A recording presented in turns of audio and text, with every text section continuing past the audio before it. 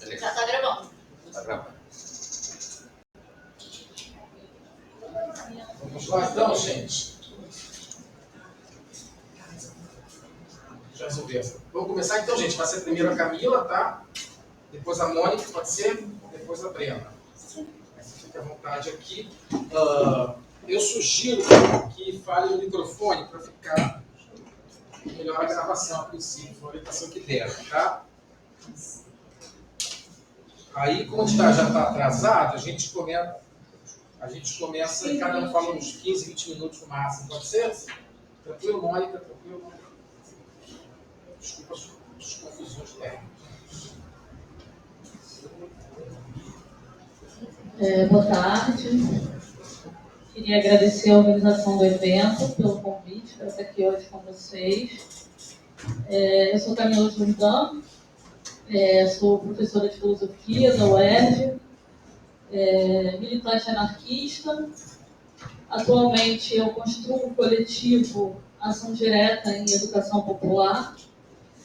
Em 2013 eu fazia parte da organização anarquista Terra de Verdade e do coletivo feminista Geni.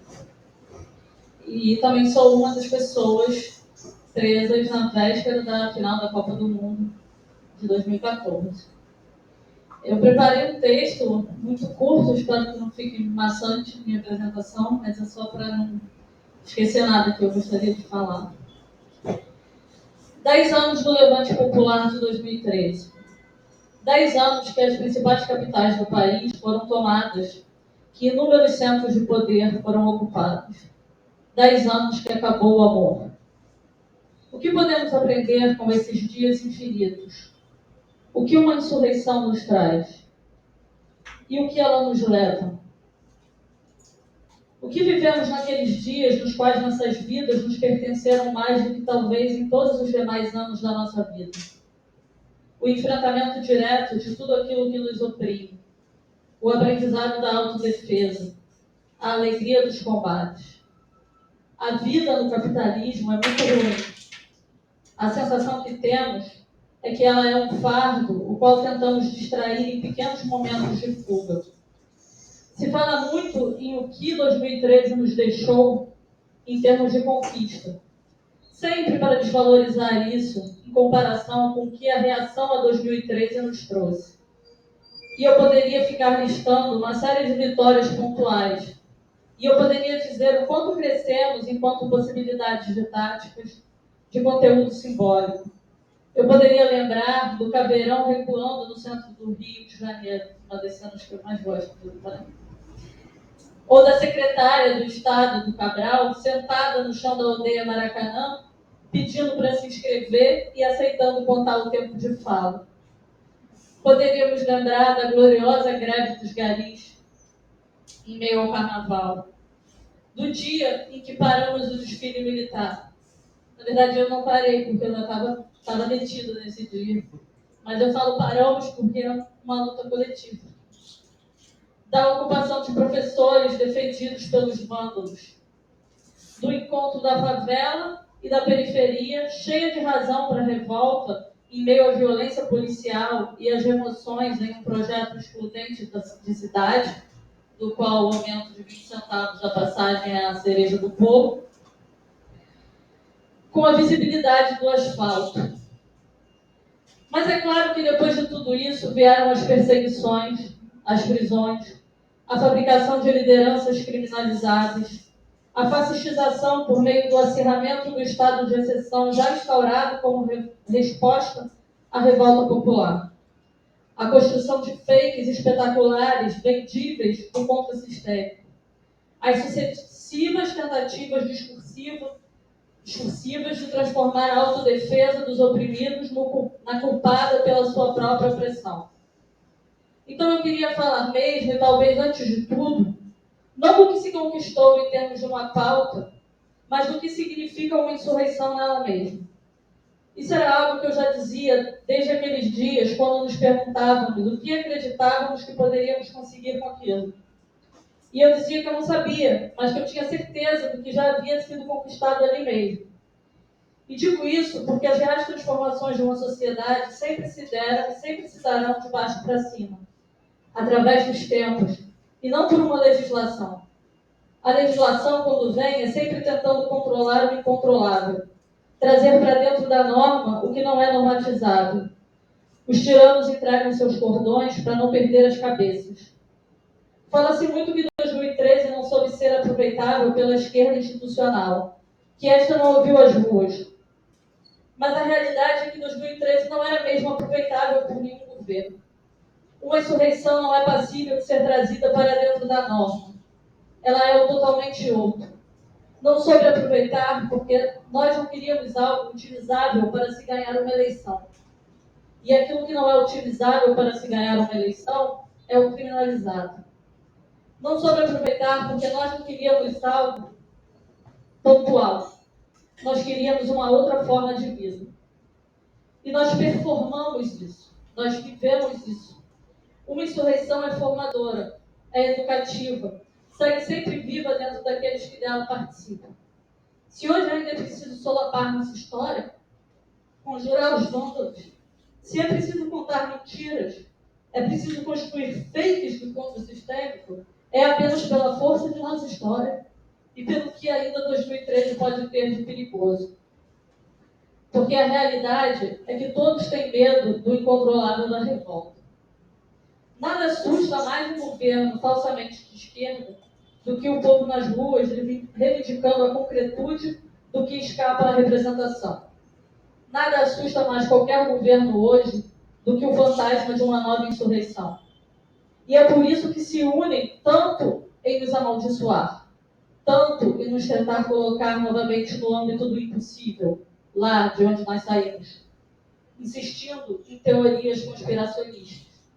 Mas acontece que nós agora existimos, estamos aqui e permaneceremos vivos. No primeiro evento sobre os 10 anos de 2013, na aldeia Maracanã, um rapaz que participou do Ocupa Cabral disse que foi ali a primeira vez que ele ouviu falar do feminismo, de homofobia, de LGBTfobia.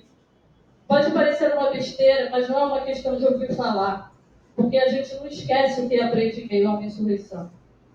E é preciso dizer também que 2013 foi uma insurreição de gênero, uma insurreição da interseccionalidade, uma insurreição da micropolítica.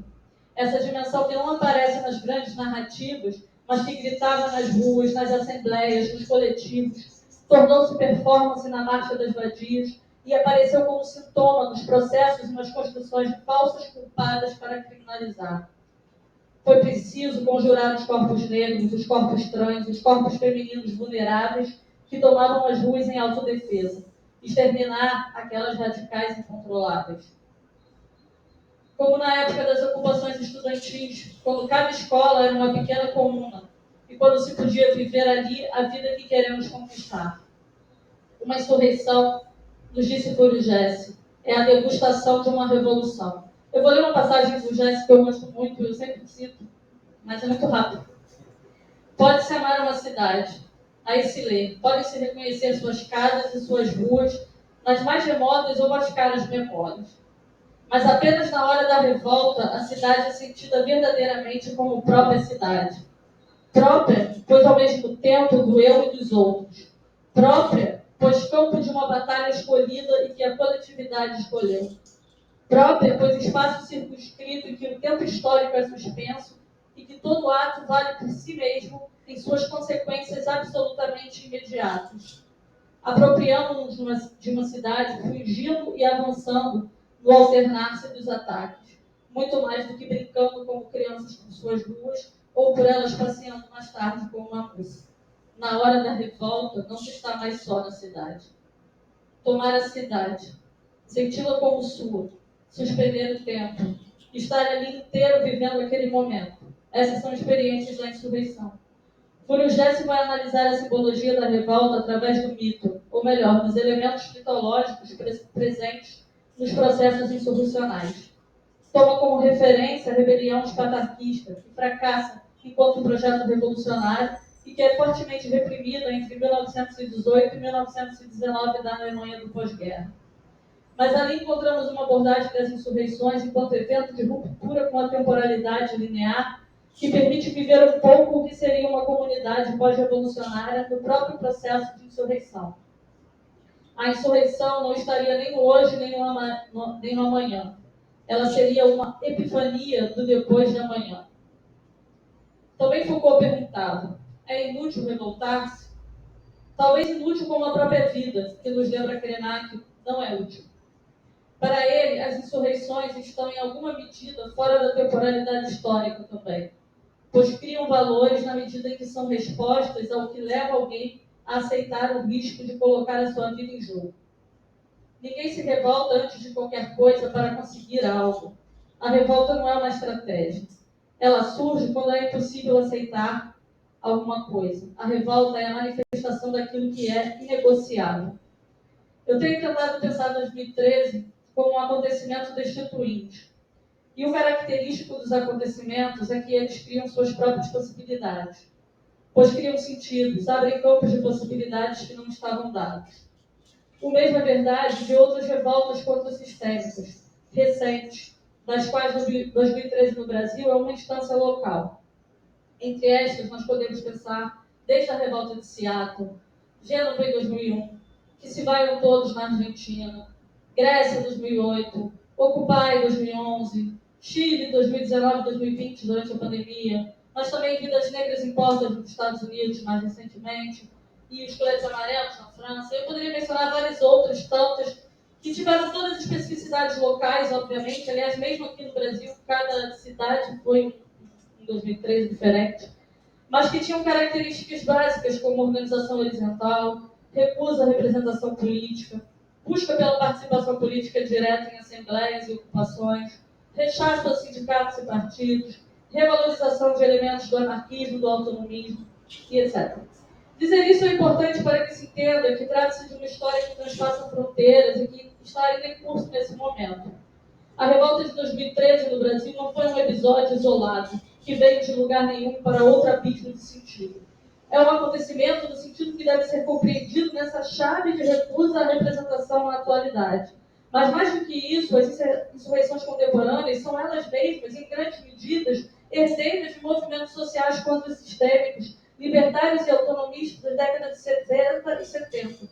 E já nesses movimentos é possível rastrear recusas à esquerda tradicional e partidária que se enraizavam em uma ruptura com o modelo de socialismo do Estado. A resposta, a reação conservadora, constituiu naquele momento o que chamamos hoje de sociedade de controle, enquanto um refinamento das tecnologias de poder disciplinar que capturaram e capitalizaram de maneira espetacular lutas minoritárias e insurgentes. Mas depois disso ainda, as lutas minoritárias não morreram, nem significaram fundamentalmente o fortalecimento da direita. Ao contrário, elas foram retomadas no levante zapatista de 1994, quando já diziam que outro mundo não seria mais possível, e foi possível ainda assim mudar o mundo sem tomar o poder.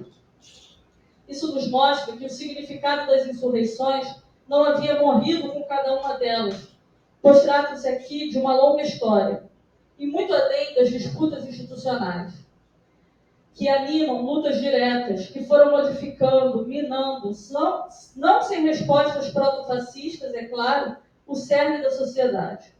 Lutas que sofreram e sofrem duras repressões, perseguições, mortes, criminalizações pesadas, fabricações de inimigos categorizados como terroristas, contra os quais os Estados travam verdadeiras guerras internas e que foram inúmeras vezes acusados de ajudarem a direita por não se reduzirem às disputas eleitorais e não visarem um objetivo institucional imediato.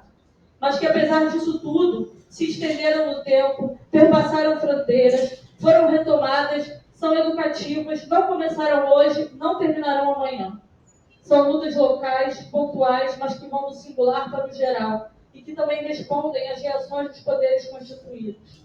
Ocupações estudantis secundaristas, revolta dos pinguins, vidas negras importam, pequenos e grandes motins antipolícias aqui e ali. Não são lutas terminadas, tratam-se de batalhas em curso, e a troca dos poderes constituídos respondem a elas, mas não são seu foco central. Logo que as manifestações tomaram proporções gigantes, surgiu uma campanha para que os verdadeiros manifestantes se diferenciassem dos vândalos. A TV dizia para que as pessoas sentassem no chão quando o quebra-quebra começasse. E os partidos de esquerda diziam para que seus militantes gritassem sem violência. Obviamente, como eu sempre digo, faltou combinar com a polícia, que não se importa em jogar bomba nas pessoas sentadas ao chão ou em espancar manifestantes vestidos de branco. Dessa forma, em pouco tempo, os supostos verdadeiros manifestantes eram defendidos pelos vândalos. E muita gente chegava, verdadeiro manifestante, para sair autêntico vândalo, devidamente iniciado depois de um ato. Mas além de solapar essa falsa divisão entre legítimos e ilegítimos, isso fez surgir nas ruas espontaneamente uma outra palavra de ordem. Uma resposta ao sem violência da esquerda institucional. Bastava alguém começar a puxar essa frase para que recebesse como resposta um coro de sem moralismo. Tão simples quanto exata, a resposta se espalhou, nos fazendo lembrar de Nietzsche, no cérebro e a origem da moral. Quando o filósofo analisa que a moral se funda na inversão da força afirmativa e criadora em algo qualificado então como errado, gerando culpa e nos convencendo que nossa força é a nossa desgraça. Ainda hoje é um pouco isso que se tenta emplacar, depois de várias tentativas, é ainda um sem moralismo que precisamos entoar. Transformar a força das pessoas em sua fraqueza é o que se opera quando se diz que as ações diretas, as ações de autodefesa, tirou as pessoas das ruas e fortaleceu o fascismo. As ações diretas são as táticas básicas dos movimentos sociais historicamente organizados.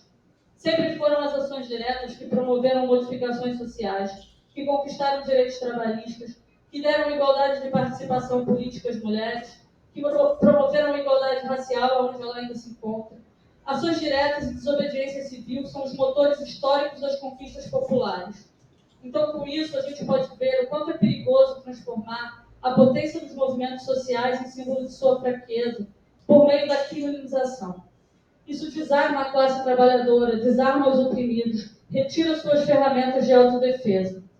Se você convence as pessoas que a força da população organizada é a razão de seu fracasso, por isso é preciso ainda dizer, as pessoas saíram das ruas por causa das ações de repressão. As pessoas saíram das ruas por causa da violência do Estado e da criminalização. Foi preciso prender Rafael Braga para ameaçar a população periférica, torturá-lo, deixá-lo incomunicável para dizer que as pessoas pretas e excluídas não podem se revoltar. Foi preciso fabricar líderes fakes, tão falsos quanto matáveis.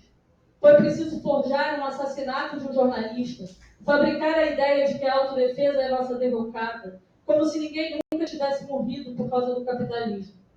Como se ninguém nunca tivesse morrido por causa da saúde pública deteriorada.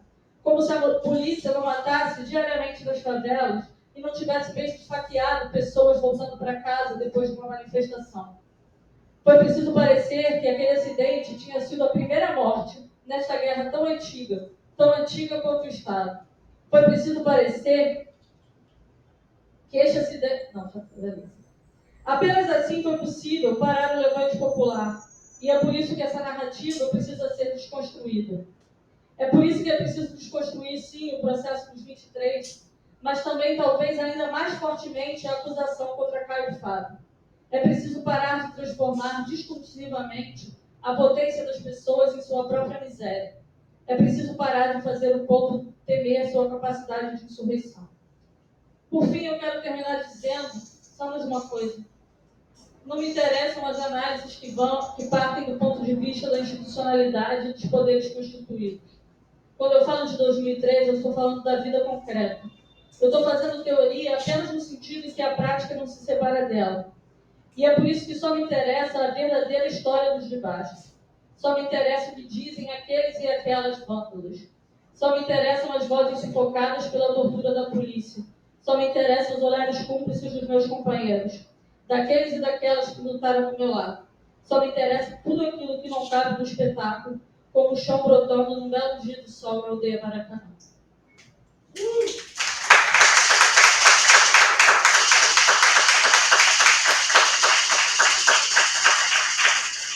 Obrigado, Camila. Mônica, por favor.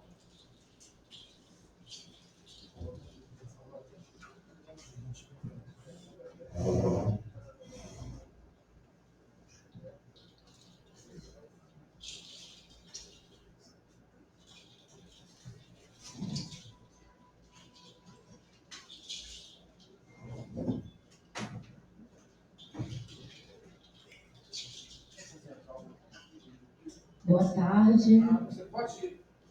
Vamos deixar acabar essa parte do momento, depois a gente troca.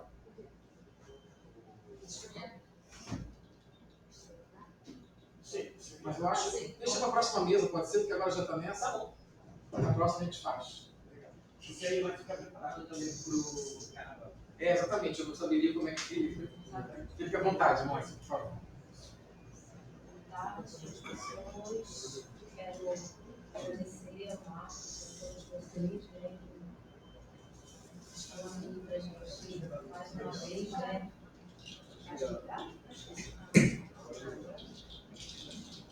Então, boa tarde às pessoas queridas, né, que estão aí. Vamos mais uma vez nos encontrarmos aqui para fazermos essa reflexão, né?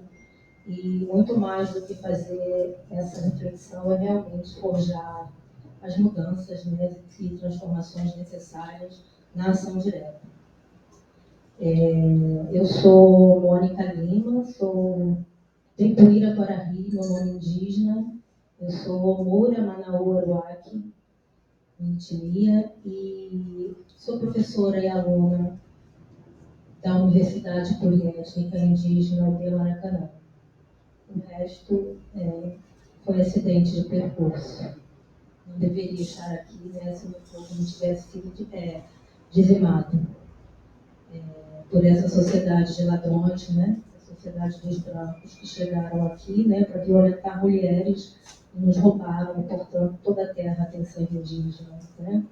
Toda a terra tem o sangue de uma mulher indígena violentada, e isso continua se perpetuando até os dias atuais, né? Somos nós, mulheres, né, que sangramos até hoje, né, nos nossos úteros, né?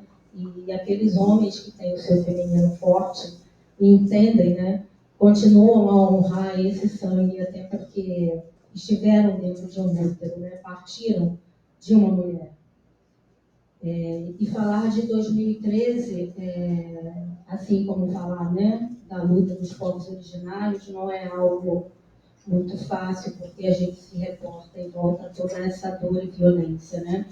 É dolorido, mas é necessário, né, viver, né, e depois formular, né, a respeito, para que a gente possa avançar. E acho que Camila terminou, né, falando ali sobre as análises, né, que inclusive tem essa repulsa, né, à ação direta e ao movimento dos Black Blocs, e a essa violência, né, a violência revolucionária, né, a violência que transforma, né, mas falando disso também, né, é muito bom eu me lembrar dos frutos, né, que são os secundaristas, né, a gente ocupando as escolas, e hoje eles estão lá, né, na aldeia Maracanã.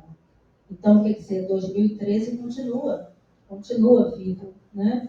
Não só em nós, como em todas as lutas que continuam se manifestando, né? A partir dali, que não começaram ali, porque o movimento e os movimentos são cíclicos, né? E chega uma hora que a bomba relógio explode, né?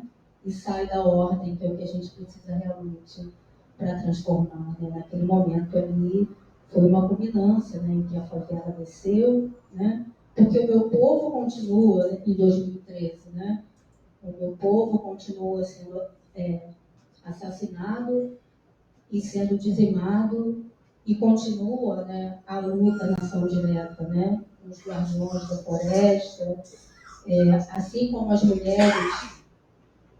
Camila mencionou os zapatistas, mas as mulheres zapatistas estão lá de arma na mão, mas não só as mulheres zapatistas, né, que estão com arma na mão, porque é assim, é a autodefesa, né, é a ação direta e a autodefesa. Esses são os nossos pilares para a transformação, e não viver essa institucionalidade e uma vida na cidade que só reproduz o projeto do capital, o projeto do desenvolvimento, né? É preciso realmente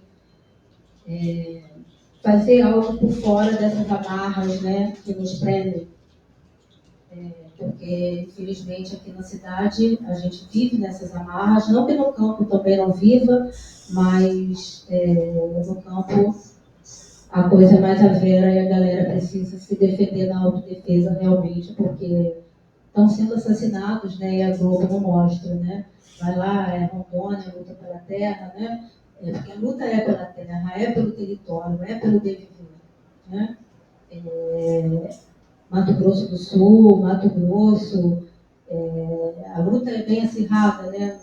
Por aqueles que lutam pelo território, pela sua terra, né? E aí é o grande porquê, né? Por que temer 2013?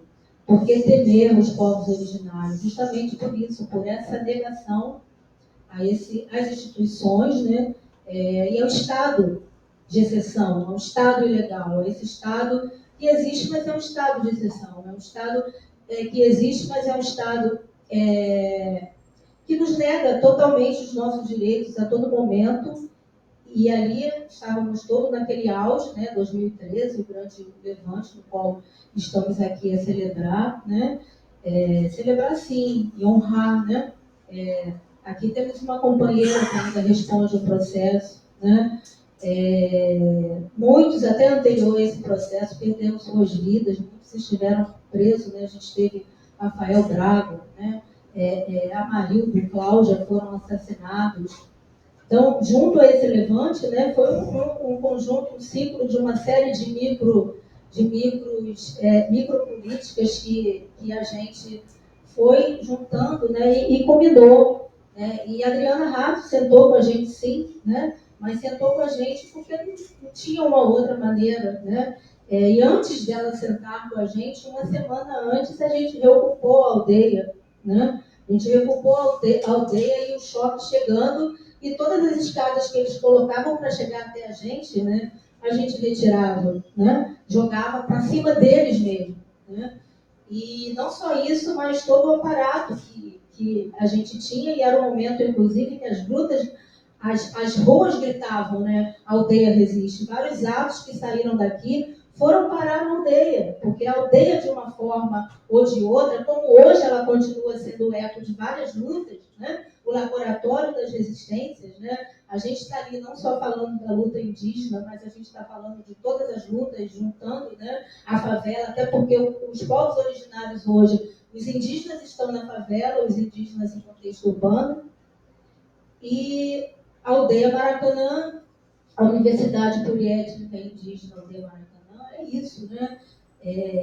Não só o indígena em contexto urbano, mas o indígena que está no seu território, e tudo o que acontece, né? Não só na floresta, como aqui na cidade que invadiu a floresta. Então, o povo que está na cidade também é o povo da floresta. Né? Basta ouvir, né, esse chamado. E hoje o meu povo está muito nas favelas, né, e foram removidos durante todo esse processo, né, nas favelas do Rio de Janeiro. Porque o Estado é ilegal, né, e a gente vivia todo aquele auge, né, de uma Copa do Mundo. Né, a gente, não só o nosso país, né, mas assim como as pessoas, num dado momento, acreditam, né, na esquerda, nessa esquerda institucional, né, acreditavam também, né, nesse desenvolvimento, né, que poderia, do progresso que poderia, né, ser melhorado, mas, por outro lado, via-se as contradições e eles viam totalmente o contrário, né, com a esquerda no poder, inclusive, né, a centro-esquerda no poder. E foi justamente, né, esse governo de esquerda que, por 3 vezes no mesmo ano, né, nos tirou, nos removeu da aldeia Maracanã, e estavam removendo os nossos parentes, os nossos irmãos da favela, com tiro, porrada e bomba. Né? E as pessoas tinham suas casas marcadas, né?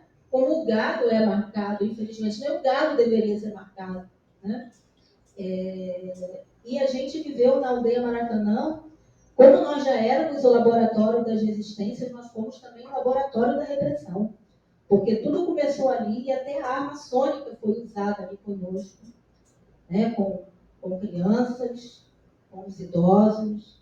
E tem muita gente que até hoje, né, reclama os seus ouvidos e toda a repressão que a gente usou, e também muito spray de pimenta. Né? Não só fomos presos, mas fomos muito violentados. E muitas mulheres, né, trazem essa dor até hoje nos seus úteros, Porque, para quem não sabe, tiveram mulheres, né, que perderam seus filhos. Nasceram muitas crianças, né, dessa luta, não só na aldeia Maracanã, mas muitas mulheres, né, perderam os seus bebês também, né, nessa luta. E nós temos mulheres sofrendo até hoje esse estado de repressão. Para quem não entende, né, nós, povos indígenas, vivemos, acima de tudo, a espiritualidade. Né? Tudo para a gente é essa espiritualidade, né? Entendendo essa energia que nós estamos integrados nela. E esse desequilíbrio no qual a gente vive, ele é espiritual também, ele é um movimento espiritual. E muitas mulheres ainda não conseguiram se curar desse período, até porque a gente vem acumulando, né? Mas eu digo porque nós exatamente na aldeia Maracanã, temos 2 mulheres, né? Uma delas foi espancada grávida dentro da aldeia Maracanã e até hoje ela não se recuperou. Até hoje ela vive um movimento cívico, né? Uma mulher indígena, da sua depressão, né? Que vai e retorna, muito por conta dessa grande violência que ela sofreu e culminou na perda do seu bebê, né? Todo mundo assistiu também no primeiro desalojo em março, né? A Mônica sendo carregada pelos policiais, não eu, a outra Mônica, né? E ela também estava grávida e perdeu o seu bebê. Então, a gente precisa voltar, né, a essa raiz matrilinear tão forte, importante, que voltar a essa raiz matrilinear é voltar também ao bem viver, é voltar, né, à terra na sua essência enquanto espírito e enquanto tudo que nós somos, né, porque a terra é fértil, a terra ela é muito mais o feminino ou o feminino com o masculino equilibrado. E por isso é tão importante, né, para o capitalismo acabar conosco, mulheres, e acabar com a terra no avanço dos territórios, né, na tomada dos territórios. Porque o capitalismo ele precisa avançar na luta dos territórios e ele precisa desequilibrar essa força e destruir a força feminina em todos nós, não só as mulheres, né? Nós que somos usadas o tempo todo por esse processo do capital, somos violentadas e adoecidas, mas entender as mulheres, né, adoecidas nessa sociedade, é entender o todo, né, como doente. E isso perpassa, inclusive, pela academia, né, porque é mais uma instituição do Estado, em que os médicos estão lá tratando a mulher, dizendo para ela hoje que ela não precisa mais menstruar. Basta ela tomar hormônio, que não tem necessidade, ela respeitar o ciclo natural dela, né? Entra na menopausa, ela tem que tomar hormônio para continuar sendo jovem, né? E a gente passa para psicanálise, tudo é culpa da mulher, tudo é culpa da mãe.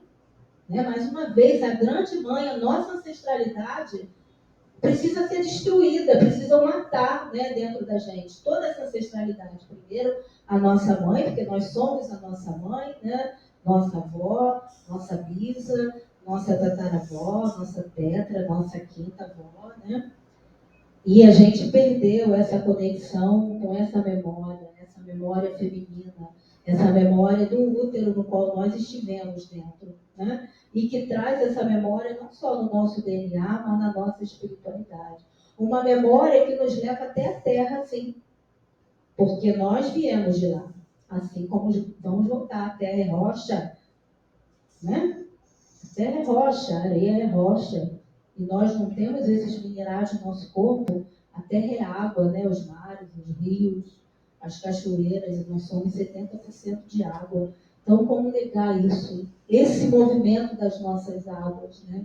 Precisa ser conectado com esse universo, o nosso universo interior com esse universo exterior. Essa é a conexão que esse projeto de desenvolvimento, né, nos faz, destrói, né, nos desconecta de tudo isso, desse bem viver, desse universo maior, desse meu próprio universo e do universo da coletividade, né, que somos nós. Né? E aí, né, eu me reporto também, né, a esse salto de consciência, né, desse levante que houve. São muitas coisas, gente. A gente passou de remoção, de ocupação e ocupação durante 5 dias. Né? A gente ficou 6 dias sem dormir. Vocês concebem isso? Já somos zumbis, né? Nós já somos zumbis nessa sociedade, mortos-vivos. Mas ali nós estávamos além da zumbizada. A gente já tinha realmente, já era algo transcendente, era o espírito, não era mais o corpo na luta, porque a guerra é espiritual. Né? Eu já não sabia o que pensar, o que falar, já estava lerda, 6 dias sem dormir, porque sai da aldeia, né, ocupa a UERJ, sai da UERJ, ocupa a LERJ. Foi a primeira vez, inclusive, que eu levei choque, né, com aquela arma, né, com o taser, e sai da LERJ, e aí a UERJ está fazendo um movimento com a outra aldeia Maracanã, né, vertical, que aceitou o acordo com o Estado e sai no carro da defensoria, a gente continua levando tiro, porrada e bomba, né? E aí essas pessoas estão alinhadas com o Estado, com o governo, PT, e aí defendem um centro de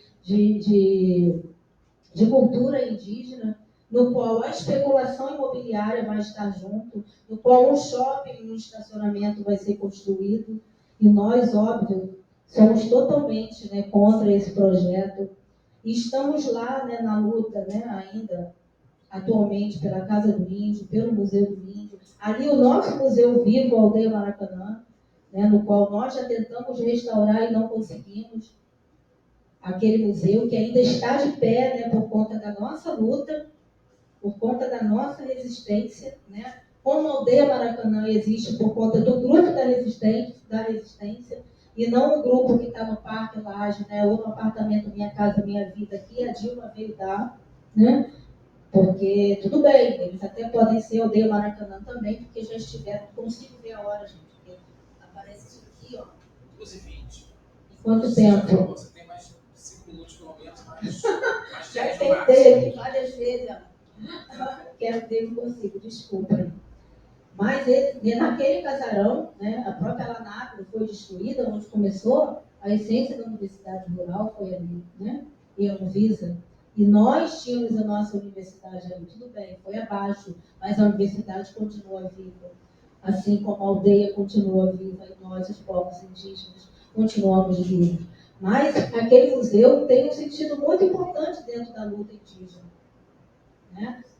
Foi o quê? Foi o SPI, foi Rondon, várias pessoas trabalhando na luta indígena. E não que a gente honre essas pessoas, honramos pelo bem e pelo mal, porque eles também tiveram um papel, né, que nós, os povos indígenas, não concordamos em muitos aspectos. Né? Mas anterior a isso, o povo chucuru vinha lá de Pernambuco, caminhando para vir até aquele casarão.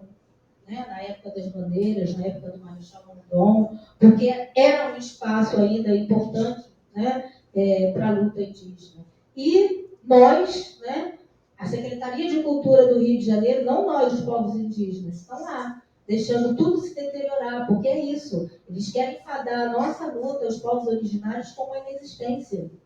Querem gritar o tempo todo que nós não existimos, porque nós somos a negação dessa sociedade, porque nós fazemos a ação direta o tempo todo pela luta pela terra, pela luta pelo nosso território, porque o nosso território para a gente não é só a nossa casa. O nosso território é a natureza, a nossa casa é a natureza. E somos nós, os povos indígenas, que fazemos essa luta.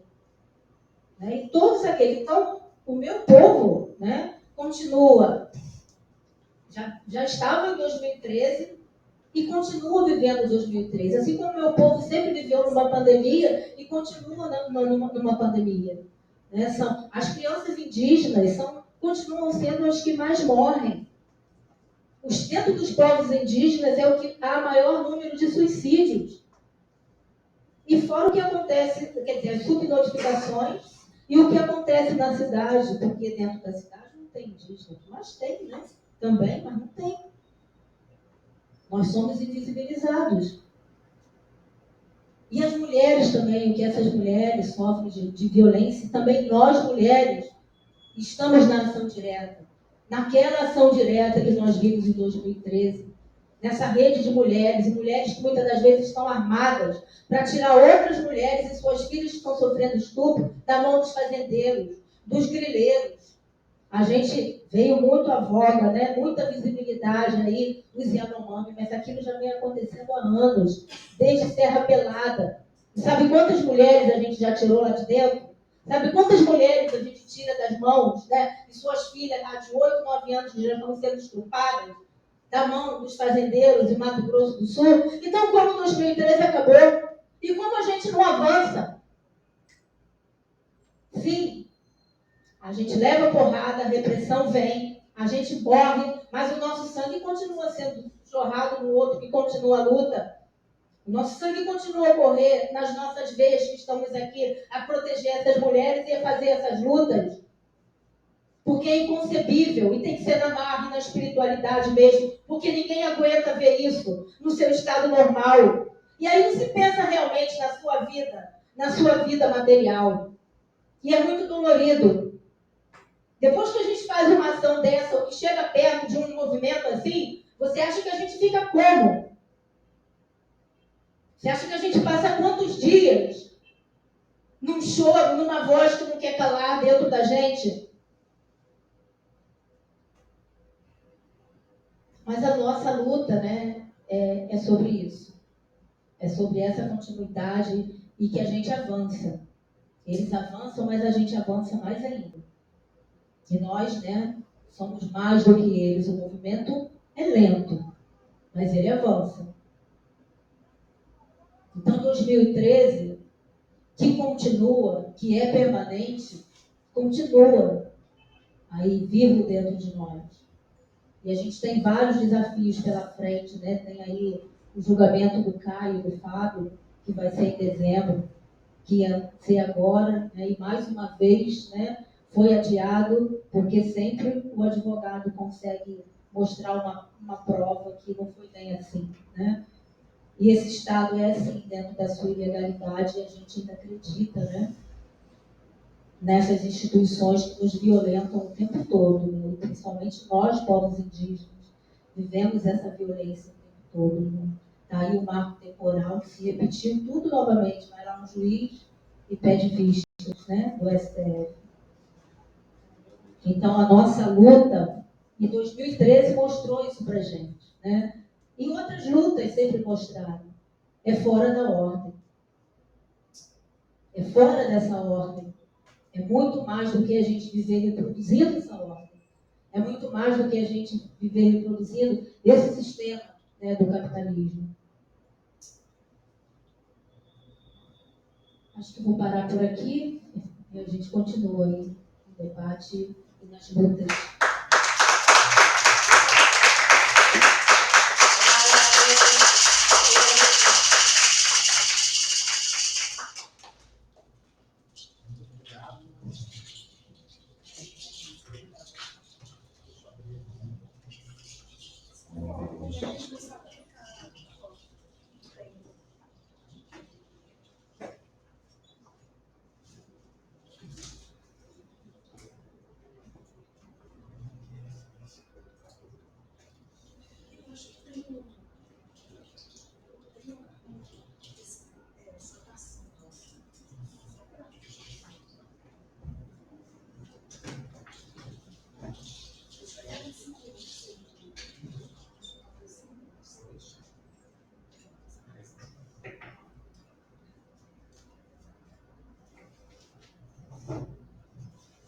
Oi, gente, boa tarde. Eu me chamo Brena Almeida.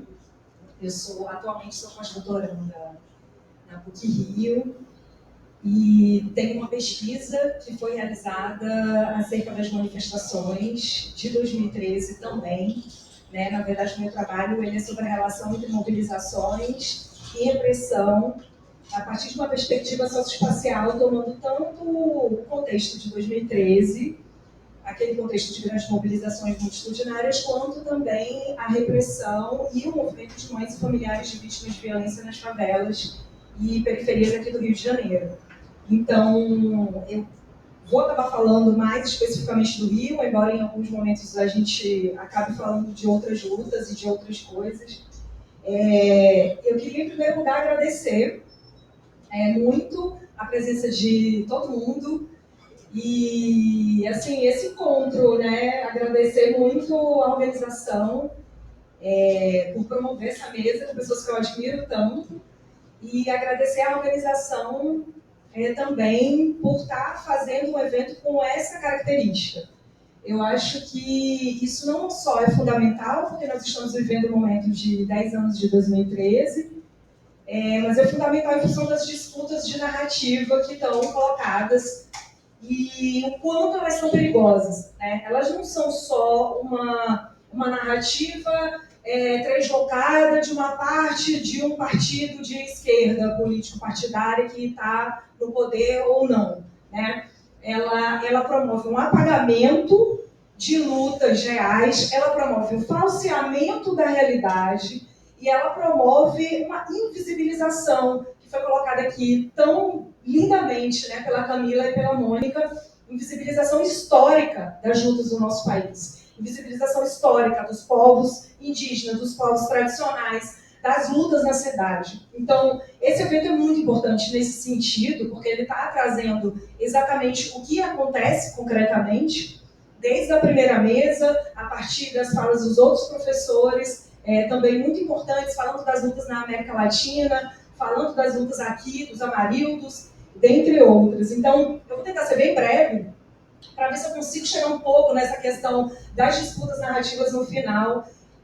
Mas eu acho muito importante a gente conseguir passar por pontos relacionados a 2013, ainda que pontualmente, as companheiras que antecederam já colocaram bastante coisa aqui, mas eu acho muito importante justamente porque é isso que a gente está tentando fazer aqui, né? Caracterizar o que foi esse momento, impedir que seja feito esse apagamento histórico, né? Impedir que seja feita essa invisibilização das lutas sociais no nosso país.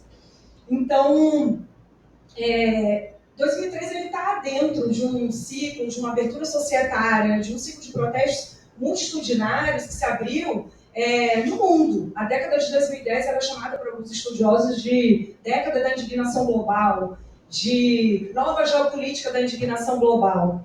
Então, a partir daquele momento, houveram configurações que se tornaram mais destacadas em termos de ação direta, como colocou aqui a Camila, em termos de autodefesa, em termos de configurações diferenciadas que saem um pouco, se deslocam um pouco daquela visibilidade, digamos assim, de uma rotinização dos protestos. Muitos estudiosos dos movimentos sociais colocam isso, né? Entramos em um período de rotinização, então os protestos acontecem de uma determinada forma. E aí colocam também que essa rotinização ela pode ser aplicada também às formas de contenção dos protestos, ao policiamento e ao controle social repressivo.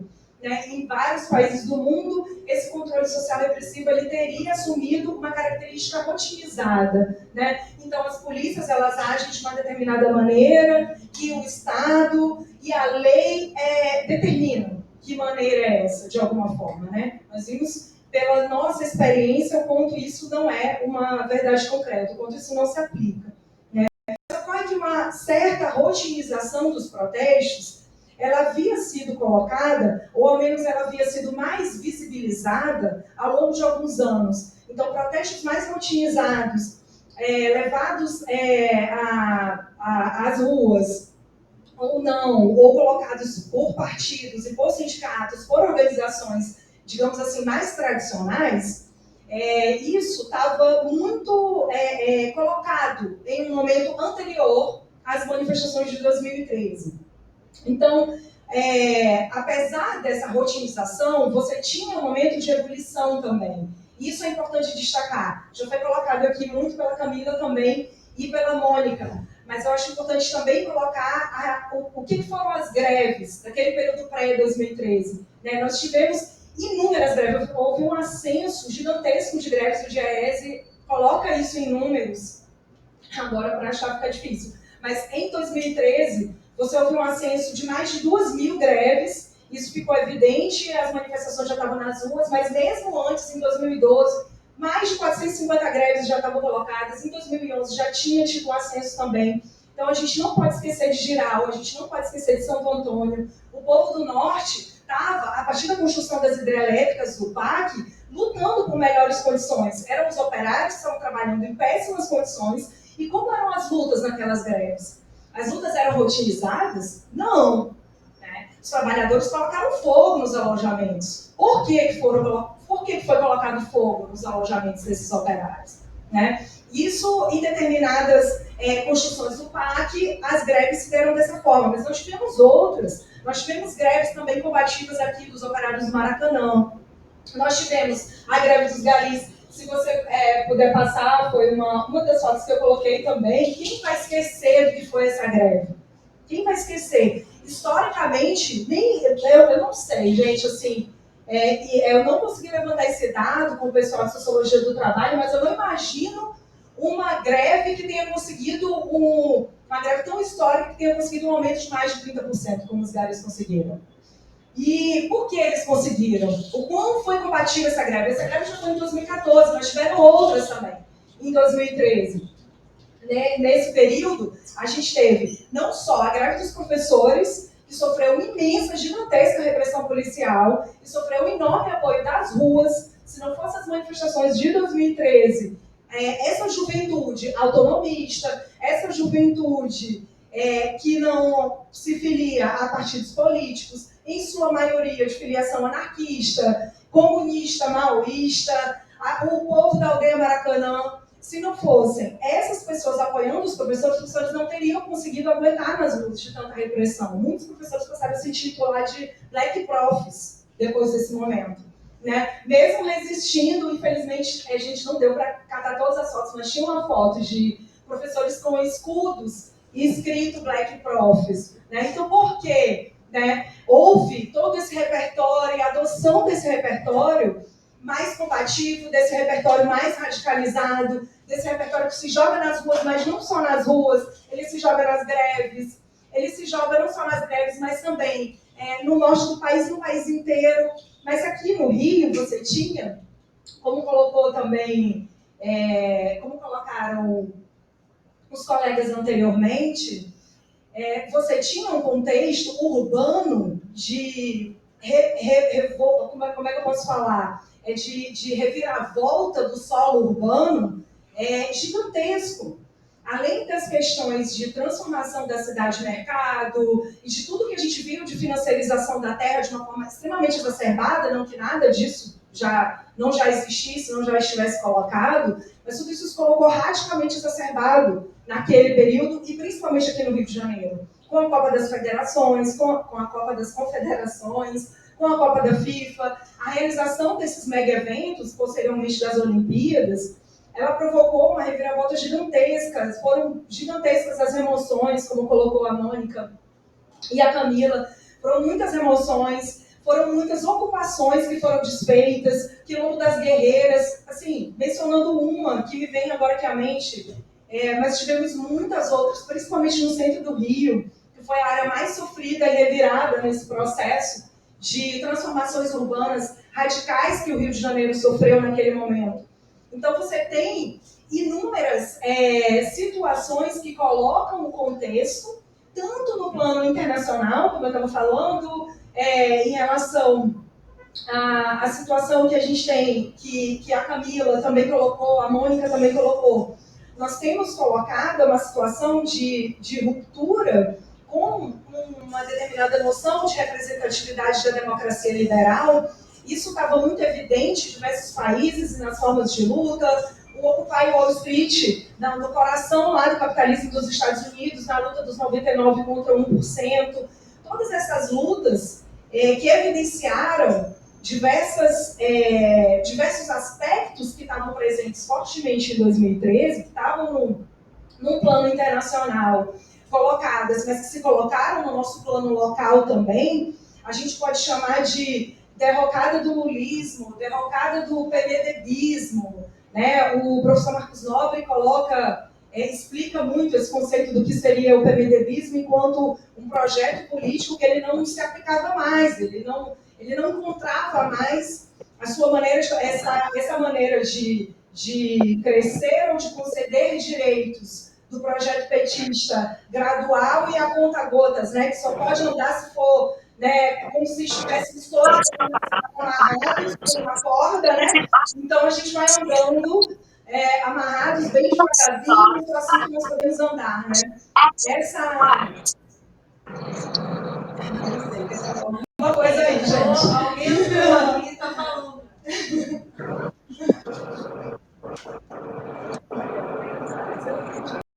Pode continuar, pode continuar.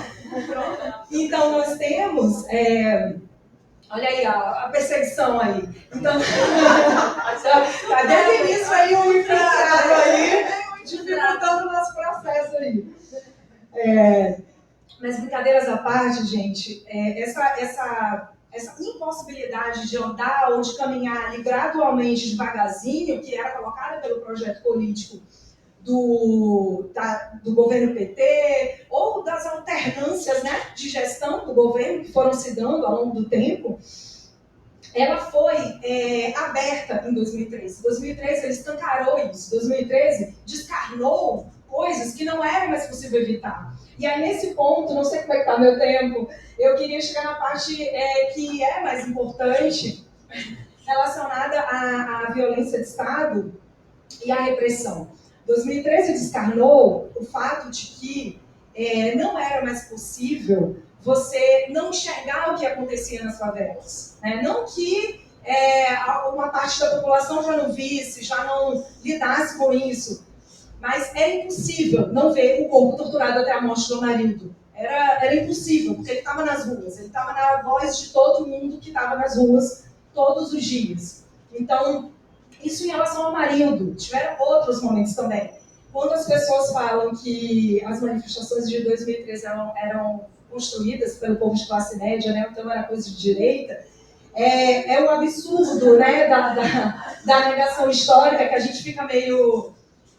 mas eu pensei várias coisas antes de vir para cá. Falei, mas vou ser repetitiva, né? Vou ficar falando coisas que todo mundo já fala. Mas, gente, é isso. Quando se trata de recolocar a história, infelizmente, a gente acaba sendo, talvez, acabo sendo um pouco repetitiva nesse ponto.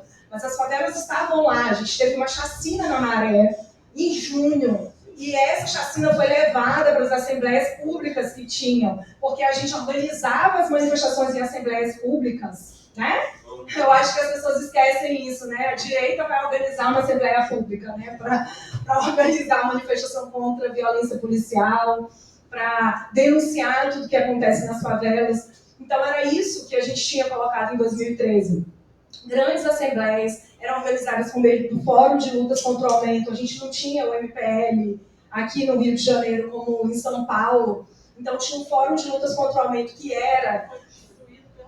Exato, que era formado por várias dessas organizações autonomistas, horizontais, que funcionam com esse caráter, e que depois foi instituído, porque foi visto nesse grupo que ele funcionava, a partir das juventudes dos partidos de esquerda, de uma forma eleitoreira.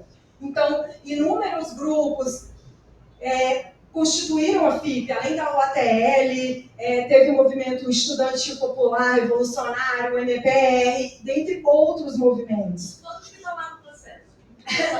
Praticamente todos que estão no processo. Pode falar. Não, e o processo, entrando um pouco aqui nas características, né, dessa parte da violência, porque é isso, gente, além da repressão policial, do uso exacerbado de armas menos letais, eu me recuso a falar não letais, porque pessoas morreram, né, embora a mídia, a grande mídia não fale sobre isso, mas em função do uso excessivo de bombas de gás, de spray de pimenta, e inclusive o uso de bombas que a validade estava passada. Eu, assim como outros jovens advogados que atuaram como advogados populares no protesto, a gente recolheu bombas fora da validade, que eram jogadas massivamente em cima de manifestantes.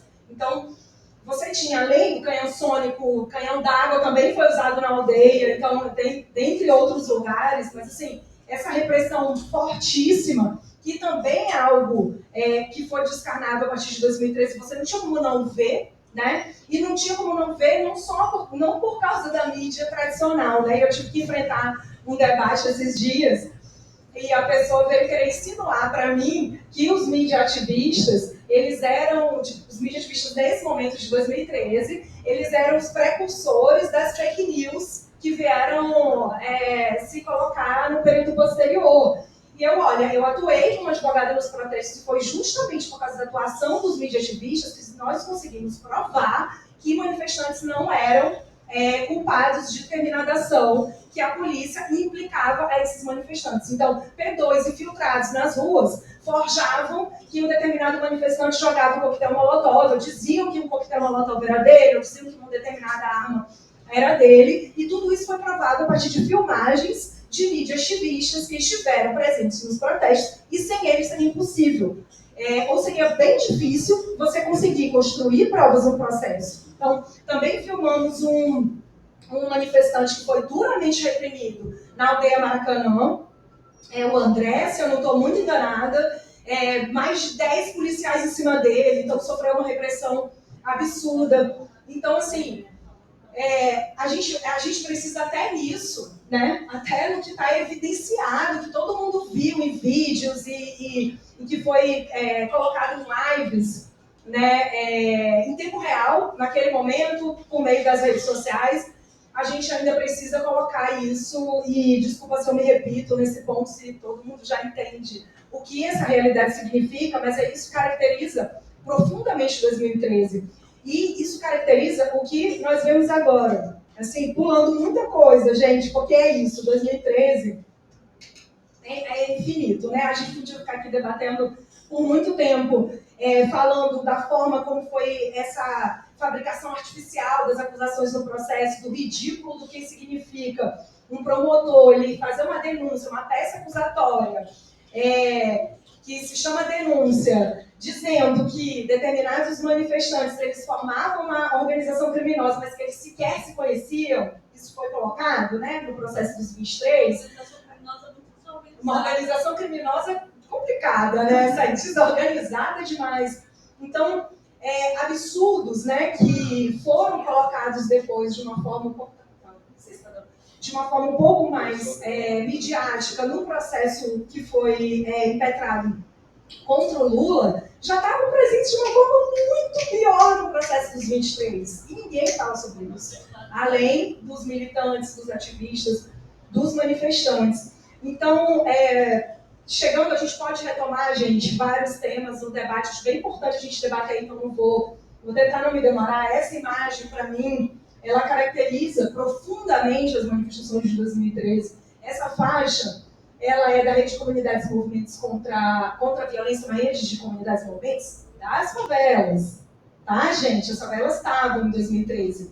Essa faixa andou por 2013 praticamente todos os protestos. E é muito forte isso, né? A polícia que reprime na avenida é a mesma que mata na favela. E em entrevista, anos depois, eu segui, e aí a gente só vê, né, as análises, essas pseudo-análises, falarem dessa miopia da política eleitoral, né? Ninguém fala das lutas mesmo. Então, a fala das que me antecederam, das companheiras aqui, colocaram a importância das ocupações dos estudantes. Eu já falei aqui das greves também, que vieram depois, elas também colocaram.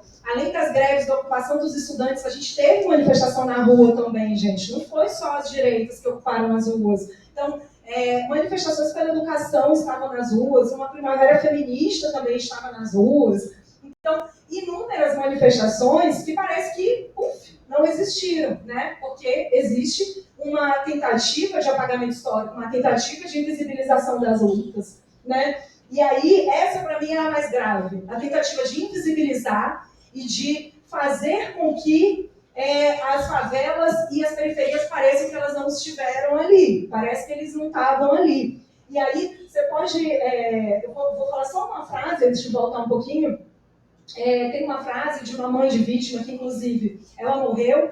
Isso tudo que a Mônica falou aqui me emocionou bastante, porque eu trabalho com as mães e familiares de vítimas de violência de Estado, ele é extremamente doído. A palavra que você usou foi dor várias vezes, ela é muito importante, porque Eu sigo desde 2013, eu conheci as mães familiares em 2013, que não estavam, né, porque as favelas não estavam lá. Então, eu conheci essas mulheres das favelas, essas mulheres que é difícil construir palavras, né? Às vezes elas não gostam que chamem de guerreiras, porque é como se elas pudessem aguentar qualquer coisa e não é assim, né? Que a banda toca. Mas elas têm os filhos assassinados pelas polícias, da forma mais brutal, como a Fátima, a mãe de Manguinhos, teve o filho espancado até a morte, por policiais da UPP lá de Manguinhos, e como muitas outras, tiveram também outras mães, estou mencionando aqui a Fátima, mas tiveram muitas outras, com outras mortes extremamente bárbaras. Essas mulheres, depois da morte dos filhos, elas seguem lutando, não só para tentar acabar com a criminalização que é feita sobre os filhos delas, para legitimar e justificar a morte deles, como elas também seguem lutando para não criminalizar suas próprias famílias. Porque a partir daí elas e seus filhos e todo mundo das suas famílias são criminalizados. Então, quando você usa a criminalização, a deslegitimação, e exatamente isso é importante, gente, esses discursos, essas disputas de narrativas estão fazendo exatamente isso. Elas não só estão tentando, como a repressão fez, desmobilizar os protestos, desmobilizar as demandas e as lutas populares e a revolta social. Elas estão tentando deslegitimar completamente lutas que continuam mais do que vivas na nossa sociedade, continuam mais do que necessárias na nossa sociedade. Porque a gente precisa de transformação radical. A gente não precisa andar amarrado, como eu estava falando, dando passos e a conta gotas. A gente precisa de transformação radical. E é isso que mães que perdem seus filhos, executados por policiais, torturados até a morte, é isso que essas mães, que essas famílias das favelas demandam com urgência. E era isso que as ruas demandavam com urgência em 2013. E aí eu ia falar uma fala de uma mãe que já faleceu, porque é isso. Aí, ó, a gente vai embora e tem que voltar, né? Desculpa. Mônica, eu estava falando da sua fala, e uma mãe que morreu de depressão, como muitas mães morrem, só no período que eu comecei, desde 2013, esse apoio com as mães até hoje. Eu já vi falecerem mais de 6 mães. 6 mães que estavam na luta, fora as outras que não estavam na luta, que a gente não fica sabendo, tá? Então, elas falecem de depressão, elas adquirem problemas de saúde, a fragilidade da saúde fica muito grave, né, com problemas do coração, com problemas de AVC, vários problemas, e elas acabam falecendo, e uma delas faleceu, que era do Movimento Mais de Maio de São Paulo, e ela disse isso num ato aqui no Rio de Janeiro, porque tem essa conexão muito grande do movimento aqui do Rio de São Paulo, e ela falou que a gente está cansado de saber, aqui no asfalto a bala é de borracha, lá na favela a bala é de verdade. Então, é com isso que a gente vive, né? E essa foto era que eu ia pedir para você voltar, porque 2013 é isso. 2013 não é o que aí você falou, né, dessa foto. E é isso, você querer colocar em 2013 a peste de direita ou a peste de movimentos de classe média alta, né? Olha aí, gente, a galera de classe média alta, né? Enfrentando o caveirão, que é um símbolo, né? Um símbolo do terror que é imputado às famílias nas favelas. Porque é isso que eles fazem. Então, o que o Estado fez ao tentar amedrontar todos os dias os manifestantes na rua, com a repressão policial, a tentar deslegitimar a luta, reprimindo violentamente e causando medo e temor, o caveirão faz todo dia nas favelas, né? E aí tem uma frase que o Safado me coloca, só acho que para encerrar, né, para a gente poder abrir para o debate, eu queria ter colocado mais coisas, a gente me organizado aqui para falar das GLO, de tanta coisa, em termos de ferramentas e estratégias repressivas utilizadas pelo Estado, mas a gente pode voltar depois. Então, eu termino, tem uma frase do Safado que ele coloca, que será que estamos vivendo um golpe dito em voz baixa, né? Será que o que se trata, na verdade, e a postura dos militares ao longo desses anos, né? Eu acredito que não precisa nem lembrar, né, dos militares entrando pela porta da frente do STF, né? Tinha um assessor, né, de um ministro do Supremo Tribunal Federal que era militar e depois disso ocupando milhares de cargos. Enfim, nós estamos falando de uma contra-revolução preventiva diante dessa revolta popular que se colocou, dizendo que não aceitava mais uma possível transformação a conta-gotas, né? Apenas políticas de cotas, eu não estou reduzindo, tá, gente, a importância de políticas que se coloquem para diminuir as desigualdades gigantescas da nossa sociedade, abissais da nossa sociedade, mas é pensar que a nossa sociedade precisa de muito mais, ela precisa de transformações radicais. E o que se coloca para a gente, e a direita, a extrema-direita, melhor dizendo, ela já entendeu isso muito bem. É uma guerra prolongada, eles já entenderam isso muito bem. E quem acha que as coisas estão calmas porque uma eleição foi ganha, está muito enganado. Porque a extrema-direita continuou se organizando, ela estava se organizando antes, ela nunca parou de se organizar, e ela ficou mais forte, ela vai continuar se organizando mais forte, enquanto continuarem negando a nossa história. A história de lutas e de revolta popular do povo, do nosso povo no Brasil. É isso. Desculpa se eu me estendi demais, a gente continua aí no debate. Obrigada.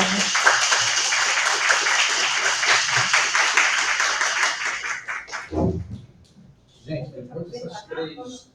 Pode ser, pode vir Mônica e Camila. Essas três falas potentes aí dessas intelectuais e lutadoras. Vamos abrir para 2 ou 3 perguntas ou comentários, pode ser? Curtos, porque a gente está apertado de tempo. E aí a gente volta para elas num bloco só também responderem, tá? Comentarem e finalizarem como achar melhor. Pode ser? Pode. Você consegue falar daí, tranquilo? Sim, consigo. Gente, é muito bom cada vez que vocês estejam aqui. Faz de vontade. Eu estava falando aqui com um companheiro, que é o novo lutador dessa nova geração, uma pena que não está vivo naquela época, né, para poder ter vivido com a gente. Não,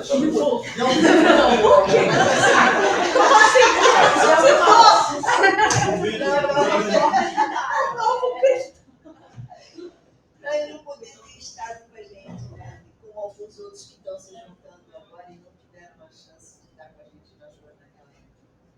Mas, enfim, eu tenho uma pergunta que não é muito simples, mas que me veio à cabeça conforme vocês falavam. Vocês, naquela época, 10 anos atrás, eram muito jovens. Muito obrigada. Era... Melhor comentário. Na minha crise. Muitos jovens, né? E alguns que nem estão aqui eram mais jovens agora, né? A gente teve companheiras presas com 15 anos. Né? Da Maré, 15 anos, né? Enfim. Mas o que me passava pela cabeça é o seguinte: 2013 não morreu mesmo, isso a gente tem certeza.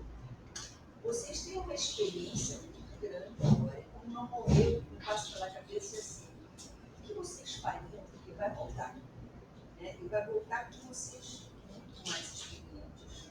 Né? O que a gente faria de diferente do que a gente fez naquela época para que a gente conseguisse avançar mais? A pergunta que me vem na cabeça. Né? A gente fala que às vezes não existe, sei lá, autocrítica nessa gente que está aí, né? Não existe mesmo, não tem menor poder. Será que a gente conseguiria avançar nessa luta com passos mais largos que a gente avançou em 2013, se a gente conseguisse olhar para trás e fazer um balanço com a gente mesmo? Eu fico pensando nisso. Né? Porque a gente não acabou, porque a gente não está morto. Alguns foram embora já, infelizmente. Né? Eu quero lembrar dos companheiros Zé Maria e Beatriz, com 80 e tantos anos, estavam nas ruas com a gente. Era um exemplo de luta aquele casal. Eu quero lembrar do Zé Pimenta também, né? E de outros mais que foram. Né? Mas a gente ainda está. Então a pergunta é essa, se der para vocês. Faz alguma outra? Ou eu? Mas Bom, eu queria aproveitar assim, para fazer uma reflexão que só como pergunta também, né? Mas enfim, não é tem que ser bem formulado. Mas digamos o seguinte: a minha impressão com relação à nossa atividade aqui agora, de escutar vocês. Então, por um lado, tem digamos, uma dimensão forte, potente, né, da persistência da resistência. Com relação ao que aconteceu em 2013, de onde 2013 veio, para onde ele foi, apesar de tudo. Então, por um lado, tem essa dimensão, que aliás é um dos objetivos quando pensamos na organização desse seminário, que aliás é um dos seminários, né? Você caminha teve minutos, havia programação, o Luiz estava circulando a casa, por aí, etc. Né? Agora, e quanto mais tem, melhor. Agora, ao mesmo tempo, eu acho que quando a gente foca na continuidade, ou também na persistência, mesmo que seja descontínua, né?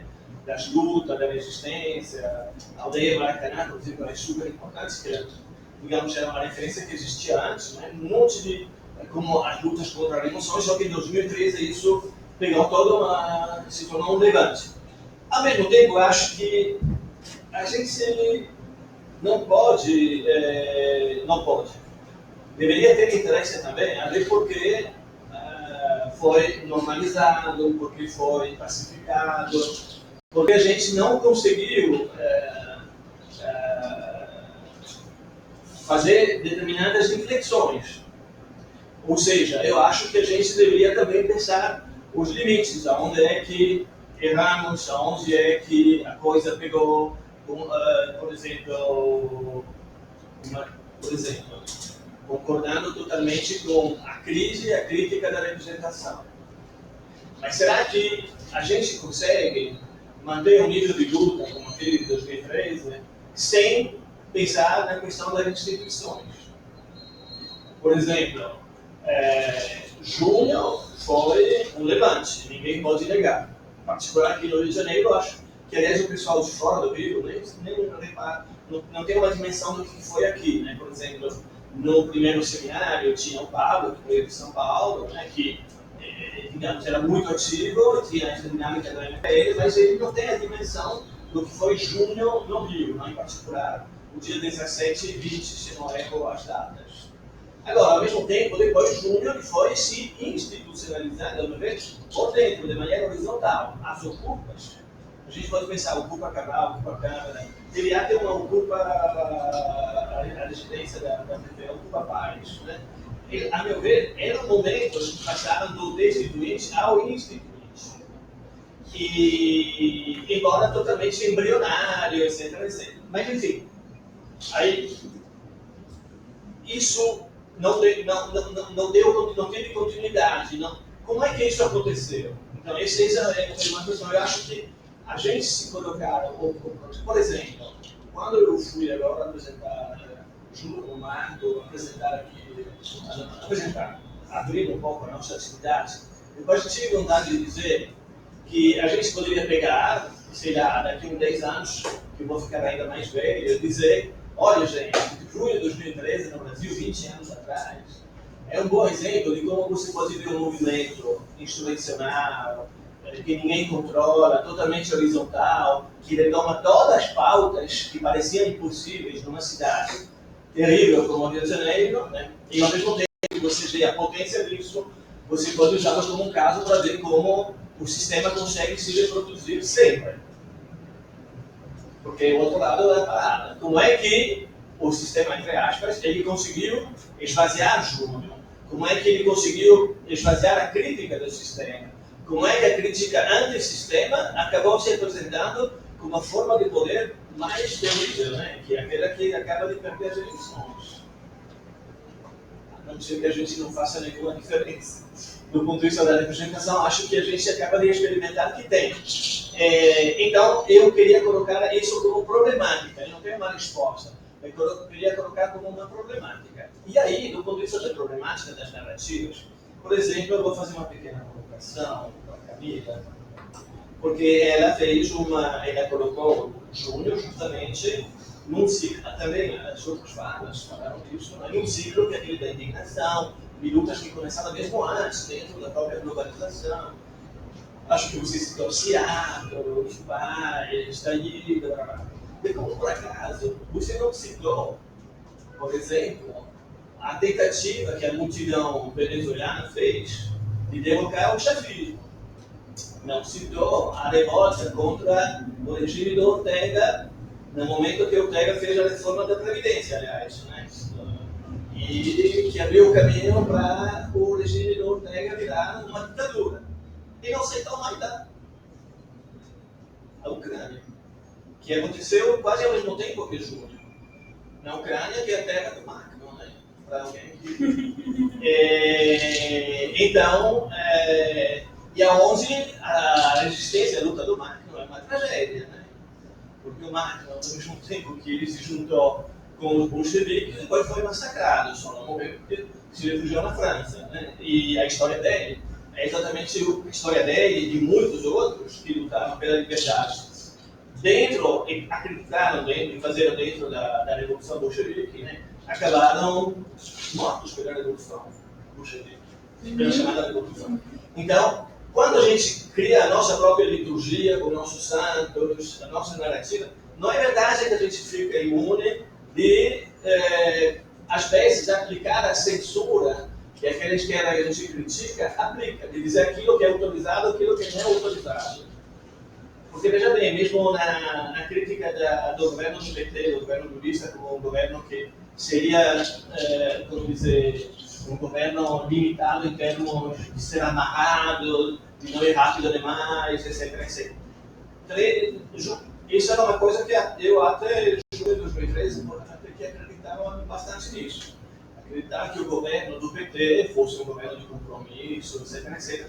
Mas que, enfim, não tivesse relações de força. 2013 mostrou que não era isso. 2013 mostrou que eles eram inimigos de uma dinâmica de radicalização democrática. 2013, todo o pessoal que me falava, olha, a gente não tem relações de força para poder fazer mais, dizia, não queremos que tenha uma dinâmica de crítica do projeto de cidade que aqui fizeram, né? Logo antes, a gente fala, né, de maio de 2014, a gente foi lá berrar todo mundo durante a inauguração, todo mundo, tinha muita pouca gente, na inauguração do mar, né, no Porto Maravilha. E então todo mundo estava lá na grande cerimônia. Então, a questão de a gente achar que Júlio é mais à esquerda do que à esquerda é uma das armadilhas. Porque a esquerda ela te controla pela repressão, como eles fizeram, mas também pela introdução dessa métrica de ver se você é efetivamente de esquerda. Aí você tem que dizer, não, mas eu sou mais à esquerda. Não, é outro plano totalmente. O que apareceu em junho é que a chamada esquerda não é um plano de reformismo, é um plano de projeto. É um projeto de querer impor um projeto. Que é um projeto que é o horário carioca, que é o carro popular, que é um projeto que fundamentalmente vem de cima para baixo, que faz um discurso sobre o capitalismo, e o capitalismo seria anarquista, né? Que teria que fazer um planejamento verdadeiro lá de Brasília, de cima para baixo, para decidir como seriam as coisas. Enfim, são 3 planos de reflexão e com reação ao qual vocês podem reagir como vocês querem.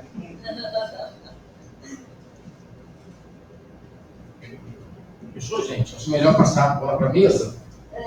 Agora já 5 foi outro, minutos, tipo assim, senão eu vai dar tempo. palestra, 50 mil perguntas. Não, inverte agora. Eu comecei a falar e eu me respondo por último. Não vai ser primeiro, porque a gente vai inverter a ordem. Tá, pode ser. 5 minutos para cada um. Tá, eu vou ser bem breve. Na verdade, eu acho que como colocaram as pessoas, né, que falaram, o Coco e a companheira, não há muito uma resposta direta, né? São reflexões que a gente coloca sobre esse momento que vocês nos trouxeram e eu muito provavelmente não teria uma resposta direta, imediata. Acho que mais apenas sobre a última parte do que você colocou, que quando eu apresentei a questão do reformismo, né, do andar amarrado, eu estava me referindo ao PMDBismo, né, do professor Marcos Nobre, não necessariamente ao meu ponto, né? Eu concordo com você nessa colocação, né, de projeto de cima para baixo mesmo e do que você expôs. Mas eu acredito que, assim, Primeiro, em relação ao que você colocou dos ocupas e pela experiência com a Frente Independente Popular, eu não veria dessa maneira, de uma institucionalização. Pelo contrário, eu vejo como conjunto de experiências, com muita coisa acontecendo ao mesmo tempo. A Camila chegou a descrever um pouco dessas intensidades, digamos assim, não só em relação ao acontecimento, que foi 2013, mas também com relação à experiência nas ruas. E esses ocupas, Ocupa Câmara, Ocupa Cabral, esse outro que você mencionou, as assembleias da FIP, que embora que não eram ocupações urbanas, de praças, de ruas, né, eram encontros assembleístas para a organização, né? Mas com esse caráter de horizontalidade, de independência político-partidária, dentre outros, eu não consigo ver esse direcionamento para uma institucionalidade pela experiência vivida, né? Mas, ao mesmo tempo, e aí eu chego no que a companheira colocou, refletindo, né, sobre o que poderia ser feito de autocrítica, refletindo, e também você, né, também colocou um pouco disso no começo da sua fala, do que poderia ser feito de autocrítica, de como poderíamos fazer, né? São muitas questões, né? 2013 vai voltar, né? Como você afirmou, categoricamente, não sei, né? Nunca acabou, também não sei se nunca acabou. Talvez, enquanto levante de massas, naquelas proporções e daquela forma, talvez ele tenha começado e acabado. E talvez nós vejamos outra forma de levante de massas, né, com outra configuração, com outras configurações múltiplas, né? Então, é isso, gente. Desculpa, né, se acabei sendo um pouco broxante de não ter uma resposta muito direta e talvez não sei mais perguntas, mas é um pouco nesse sentido que eu tenho pensado. E pensado, enfim, reflexões, podemos fazer muitas, depois a gente pode continuar refletindo, conversando, trocando experiências. Eu acho que é isso que vai ser importante daqui para frente, para as lutas que virão. É isso.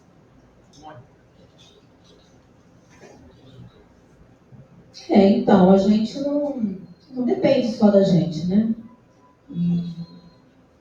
E que bom, né? Já somos tão poucos ainda, né? Por isso foi um levante de massa e a gente viu o que deu, né? Mas o que fez tudo isso retornar, né? Também não sei. Posso pensar algumas coisas, né?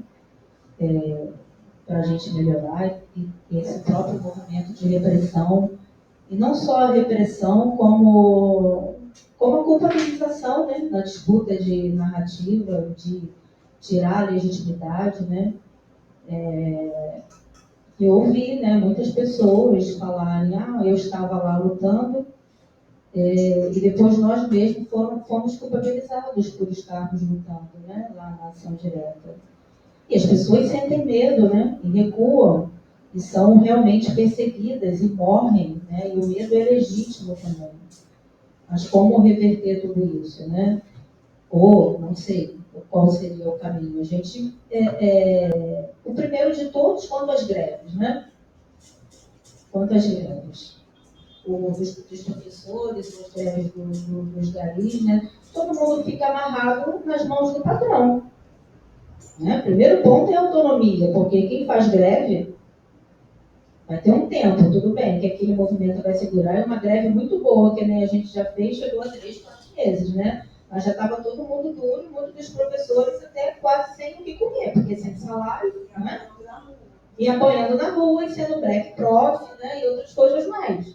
Então, o primeiro ponto, além da organização, né, criar essa autonomia no âmbito da alimentação, né, financeira e dentro da própria autogestão. A gente tem um outro movimento aqui no Rio de Janeiro, né, que funciona muito bem, né, que é a trilícia. A milícia, né, a milícia com o tráfico e, quer dizer, o narco, o pentecostal, né, fazem um movimento de base bom pra caramba, tem as armas, só que o movimento de base é feito para outra coisa, né, para alienar. Mas eles estão lá juntos, né, tem as armas, tem o movimento de base das igrejas, tem a lavagem cerebral, né? E ainda tem a polícia, o governo, todo mundo junto, né? Só que é um movimento que não é o nosso, é lógico, né? Mas que é pro mal, pro outro lado, e o deles, inclusive, é o mercado de armas, de droga, né? E o nosso, né, o mercado é outro tipo de ética, mas às vezes as práticas se assemelham, né, como no próprio bolsonarismo na direita, né? Foram eles que estão lá aplicando alguns métodos muito parecidos com os nossos, mas com princípios diferentes, objetivos diferentes, uma ética, né, diferente. Então, o primeiro ponto é esse, né? É a gente, que é o que a gente já vem tentando fazer, que é essa organização. Mas, por outro lado, a gente, principalmente que está aqui na cidade, quem está no campo também, né? É o capitalismo, né? Nessa roda aí de engrenagem que toma todo mundo e faz todo mundo coloca todo mundo feito uma zumbizada, né, dentro dessa roda e que não consegue parar de reproduzir. Nem mesmo nas próprias organizações que a gente cria. Porque a gente continua reproduzindo, não faz, né, aquilo que tem que ser diferente, né, que é esse trabalho da base, da formação, que a gente sabe que tudo vai vir da coletividade de baixo para cima, né? E a instituição, né, a gente se falou aí de se tornar a instituição também junto com o nosso movimento, mas é completamente o contrário, porque o nosso movimento parte da base, né, enquanto a instituição, pelo contrário, a gente vê quando pelo contrário, usa as bases, né, não ouve as bases, não está ali junto com as bases, inclusive perde essa consciência do que é ser base, né, da onde o movimento veio, e acaba conciliando, né, acaba fazendo um reformismo e destruindo as próprias bases. Né? E o que a gente vive dentro dessa institucionalidade é isso também, desde, né, da divisão e distribuição dos recursos. Né? Então a gente não tem fórmula, né, mas vem muito da criação dessa autogestão, dessa autonomia, e ser revolucionário também é plantar, gente. É reflorestar. Até porque é daí que vai vir o nosso alimento. Sabe? É pensar nesse bem viver, nessa coisa mais ampla, que não vai ser só aqui na cidade, não vai ser na cidade que a gente vai fazer uma revolução, não. Quer dizer, eu também não sei. Né? Não sei.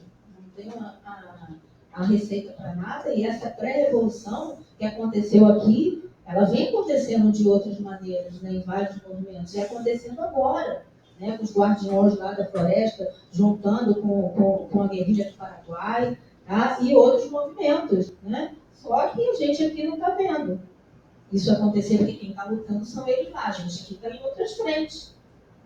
Né? Mas, quer dizer, eu acho que eles estão mais próximos do que nós. Né? Porque eles estão lá tentando modificar concretamente a realidade deles, já dentro da luta. Então, a gente fica dando voltas, né? Fica dando voltas. Já continuamos. Saiu.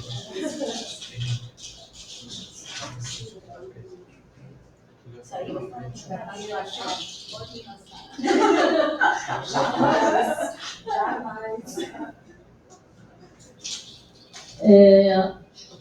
Tentar responder, na verdade são perguntas muito difíceis, eu acho, né?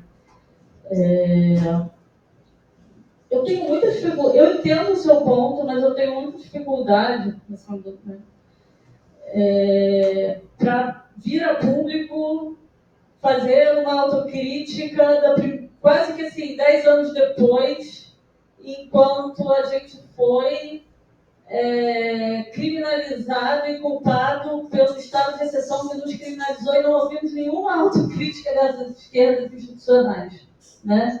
Então, eu sei que, vindo de você, que é alguém que estava do nosso lado, não é isso. Né?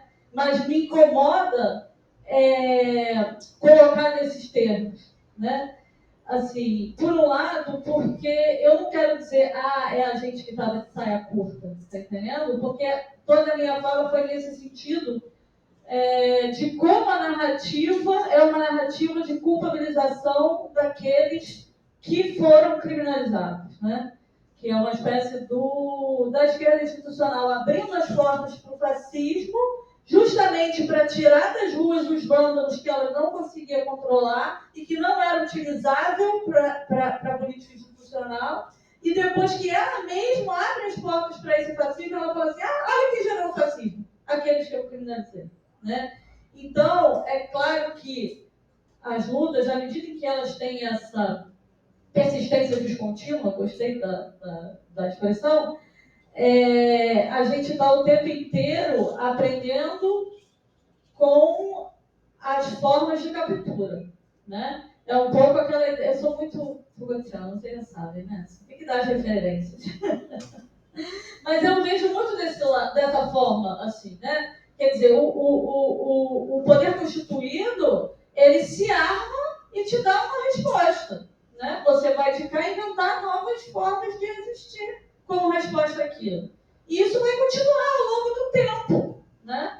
Isso não é uma coisa que começou agora, não começou com 2013. Sabe, quando eu quis listar essas revoltas todas, né, não é para dizer, são só essas daqui e aquelas dali não, né? Mas é um pouco para mostrar como é uma luta que perpassa fronteiras, né? Porque muitas vezes quando a gente fala na chave do acontecimento, a pessoa pensa que a gente está dizendo que 2013 foi um negócio que veio do nada para lugar nenhum, né? E que voltou do nada para lugar nenhum, que é essa leitura que tem sido feita de alienação, é um monte de alienados, sem formação política, que vieram do nada por causa de 20 centavos e depois eles voltaram para o nada de onde eles vieram, e logo quando o bolsonarismo estava dominando o país, eles sumiram. Onde eles estão? Gente, ninguém parou de lutar, está todo mundo construindo sua luta de base como era antes de 2013, porque as lutas são assim, elas são cíclicas. O 2013 não saiu do nada para lugar nenhum, entendeu? E ele tem relação com essas revoltas contrassistêmicas que ocorrem em vários lugares. Agora, é claro que, como a companheira colocou na fala dela, parece que a direita sabe brincar mais na falência da representação, sabe construir um fake de antissistema. Parece que ela entendeu mais que essa luta não começou agora e não vai terminar amanhã, e por isso ela cresce na falência da representação, enquanto a esquerda institucional está abraçada com a Constituição, tentando ressuscitar o Estado de Direito que morreu. Entendeu? Então é por isso que eles crescem e a gente padece. Entendeu? Basicamente por isso, assim. Então, o que eu penso, né, em relação a o que eu costumo chamar, né, de fake do contrassistêmico, porque evidentemente não é contrassistêmico nenhum, é o próprio sistema criando vida própria, né? A gente não pode confundir o sistema tomando vida própria com o contrassistêmico, né? Porque o sistema tomando vida própria é o estado de exceção generalizado. É isso. É o poder soberano decidindo quem vive e quem morre. Esse é o meu ponto. Entendeu? Isso sempre teve aí. Não começou hoje, também não vai terminar amanhã. Né? Então, se você tira da rua, se você... Eu falo matar, mas porque criminalizar é matar também, né? Porque você diz para a pessoa assim, olha só o que aconteceu com o Rafael Braga. Vai para a rua, sim. Então, quer dizer, há uma ameaça de vida aí, né? Então, se você faz isso, você consegue colocar um fake disso no lugar, né? Que é o fake do antissistema, que é como é que é o fenômeno do bolsonarismo, né? Não tem nada de contra o sistema, né? É a figura do sistema tomando vida própria. E aí, só para tentar terminar um pouco, já falei pra caramba, né? Mas as perguntas foram muito difíceis, você tem que compreender isso. Eu acho que a diferença, né, de leitura, que eu consigo perceber muito claramente, é que enquanto você está pensando nessa nova constituinte, de alguma maneira, que poderia nascer dos ocupes, né, eu foco mais no poder destituinte, né, da insurreição, mas não para entender esse poder destituinte como algo que não cria nada, porque eu entendo que a destruição é sempre criativa, isso eu estava lá no Bakunin, né? Destruir é criar, né? Mas para que possa se criar uma coisa nova diante desse lixo todo que está estabelecido aí, é preciso destruir muito, entendeu? Não é pouco, não. E aí, quando a gente fala isso, a gente não está querendo dizer que, não, a gente é mais de esquerda do que eles, né? Mas que talvez a esquerda que nos interessa, que é essa noção de esquerda, do irrepresentável, do múltiplo que não cabe na forma Estado, essa noção de esquerda, eles não são. E não dá para ser, entendeu? Mas isso daí está resistindo. Não existe outra maneira de viver que não é a forma do Estado. E isso que a Mônica está trazendo aqui também para a gente, quando ela fala de outras maneiras de viver que os povos originários nos ensinam, né? Existe vida para além do Estado, entendeu? É possível. Existe política para além da instituição, entendeu? E existe uma vida muito mais forte do que essa que só consegue ter a instituição e a representação na sua frente, né? Mas isso significa também entender em que medida essas insurreições são contra-coloniais também. Porque também é o projeto da forma Estado em tudo é um projeto colonial, né? Que só entende política como política da representação. Que se não tiver a separação entre o público e o privado, não é política. E quando a gente fala da questão das mulheres, a gente está falando justamente dessa política que as ocupações trazem. Por que a ocupação é mais destituinte do que instituinte? Porque o que é uma ocupação? É uma forma de fazer política que não é a da representação. Aonde as questões do dia a dia, a gestão da vida, se mistura com a questão do que foi tradicionalmente pensado como política. Numa Assembleia, numa Assembleia de uma ocupação, você vai debater o problema de machismo do companheiro, você vai debater o que você vai comer amanhã, você vai debater questões do cuidado, né? Isso é uma coisa que a gente viu muito lá no Chile, com as cozinhas coletivas, né? E com a presença marcante das mulheres, né, nessa política. Porque são as mulheres que foram banidas dessa política da polis, né? Que eu falei muito já, né, gente? Eu estou lá no quinto dos invernos, desculpa. Gente, foi ótimo agradecer as palestrantes. A gente vai fazer um intervalo de 5 minutos. Se quiser comer aqui, vai fazer um café. A gente vai fazer um café já já. E no banheiro, para que a gente vai passar um vídeo daqui a pouco da Júlia. 3h30 agora. Ela vai falar um pouquinho também. Para a gente poder começar às 4 a segunda mesa, tá? Tranquilo?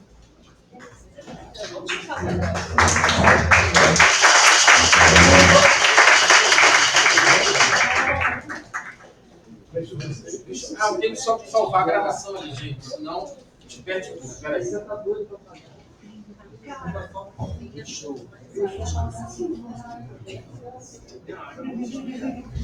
Não sei. Alguém sabe de jitsu? Posso me ajudar aqui? Você sabe do jitsu? Não. Não, mas a gente vai. Eu quero só ver se eu salvo. Não, eu quero só ver se eu salvo a gravação. Eu quero não perder a gravação para depois você usar o. Eu só não sei Pois é. Você vai ser. salvo, como é que definiu? Talvez terminar sem salvo.